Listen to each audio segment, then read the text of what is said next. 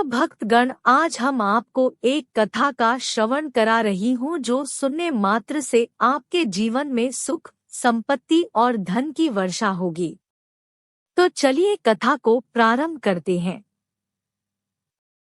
जब माता पार्वती ने भगवान शिव से सबसे बड़ा पुण्य और पाप के बारे में पूछा, तो शिव ने संस्कृत के एक श्लोक के साथ उत्तर दिया, नास्ति सत्यत परोनानुर्तात् पाटन परम। अर्थात मनुष्य का सबसे बड़ा गुण आदरणीय और सदा सच्चा रहना है, जबकि सबसे बड़ा पाप बेईमानी करना या ऐसे कृत्य का समर्थन करना है। एक व्यक्ति को हमेशा ऐसे कार्यों में लिप्त होना चाहिए जो ईमानदार और सच्चे हों और उनके होने की धार्मिकता को नुकसान न पहुंचाएं। जब माता पार्वती ने भगवान शिव से सभी कष्टों का कारण पूछा, तो भगवान शिव ने पार्वती से कहा कि प्रलोभन ही सभी कष्टों का एकमात्र कारण है। संसार में 3 प्रकार के प्रलोभन होते हैं। 1. आँखों की वासना का अर्थ है भौतिकवाद। यह विश्वास कि धन और संपत्ति जीवन में सबसे महत्वपूर्ण चीजें हैं। 2.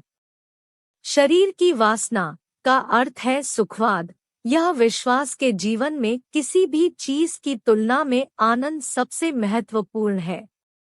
3. जीवन का गौरव का अर्थ है अहंकार। अपने बारे में बहुत अधिक सोचना, यह सोचना कि आप किसी और से बेहतर या अधिक महत्वपूर्ण हैं। मनुष्य को एक के बाद एक चीजों के लिए दौड़ने के बजाय कर्म और शरीर के बंधन से मुक्ति पाने के लिए ध्यान और तपस्या का अभ्यास करना चाहिए। जब माता पार्वती ने भगवान शिव से पूछा कि मनुष्य अपने कार्यों में असफल क्यों होता है, तो भगवान शिव ने बताया कि आसक्ति ही सभी समस्याओं का मूल कारण है। आसक्ति और प्रेम ठहराव की ओर ले जाता है और सफलता में बाधा डालता है। जब आप दुनिया के सभी मोह और प्रलोभनों से मुक्त हो जाते हैं, तो ऐसा कुछ भी नहीं है जो आपके जीवन में सफलता प्राप्त करने से रोक सके। अलग होने का एकमात्र तरीका है कि आप अपने मन को प्रशिक्षित करें और इसे इस मानव रूप की अस्थायीता को समझें। शिव ने पार्वती से कहा कि लोगों को कभी भी किसी भी प्रकार की कार्रवाई में लिप्त या संबद्ध नहीं होना चाहिए जिसमें शब्दों, कार्यों और विचारों या मन के माध्यम से पाप शामिल हो। मनुष्य जो कुछ भी काटता है वह उसी का फल है जिसे उसने खुद बोया है। उसका भाग्य उसके कार्यों का परिणाम है। इसलिए एक व्यक्ति को इस बात का बहुत ध्यान रखना चाहिए कि वे अपने जीवन और कार्यों को कैसे चुनते हैं। जब माता पार्वती ने भगवान शिव से पूछा कि मनुष्य को आत्मविनाशकारी क्या बनाता है, तो भगवान शिव सबसे महत्वपूर्ण शिक्षा देते हैं कि जीवन में कभी भी किसी भी चीज के प्रति आसक्त नहीं होना चाहिए। ज्यादा इच्छा न करें, क्योंकि इच्छाएं जुनून की ओर ले जाती है और जुनून अंततः आत्मविनाश का कारण बन सकता है। वांछित इच्छाएं मनुष्य को आत्मविनाशकारी बना सकती हैं। जब माता पार्वती ने भगवान शिव से पूछा कि जीवन में किसी भी समस्या का समाधान कैसे किया जा सकता है, तो भगवान शिव ने कहा कि समस्या से परे देखना चाहिए। समस्या कोई समस्या नहीं है, लेकिन समस्या के प्रति किसी के दृष्टिकोण से फर्क पड़ सकता है। हमें अपने दिमाग को समस्या के समाधान के बारे में सोचने के लिए पर्याप्त समय देना चाहिए और सभी पहलुओं से स्थिति को समझना चाहिए। इसलिए शांत रहें और समझ से समस्याओं को दूर करें।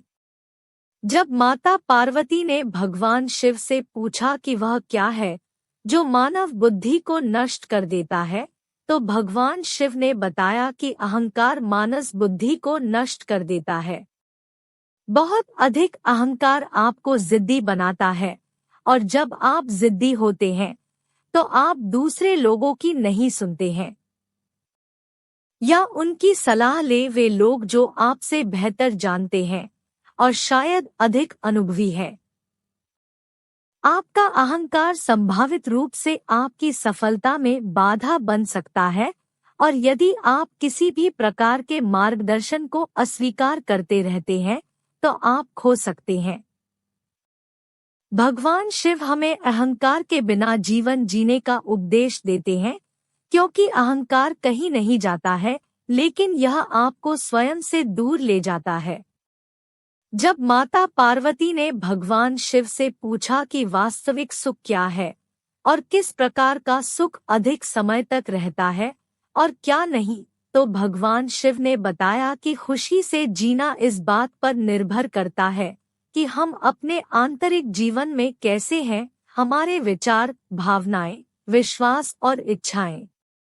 आध्यात्मिक आयाम होने का अर्थ है आंतरिक शांति की अनुभूति, मन की शांति और हृदय में शांति दोनों। उन्होंने कहा कि भौतिक सुख अल्पकालिक है। यदि आप भौतिकवादी नहीं हैं, तो आप जीवन में कुछ भी नहीं खो रहे हैं। भगवान शिव के शरीर पर लगी राख इस बात का प्रतीक है कि जीवन में सब कुछ अस्थायी है। जब माता पार्वती ने भगवान शिव से पूछा कि एक केंद्रित मन कैसे हो सकता है, तो भगवान शिव ने कहा कि एक व्यक्ति को ध्यान का अभ्यास करना चाहिए।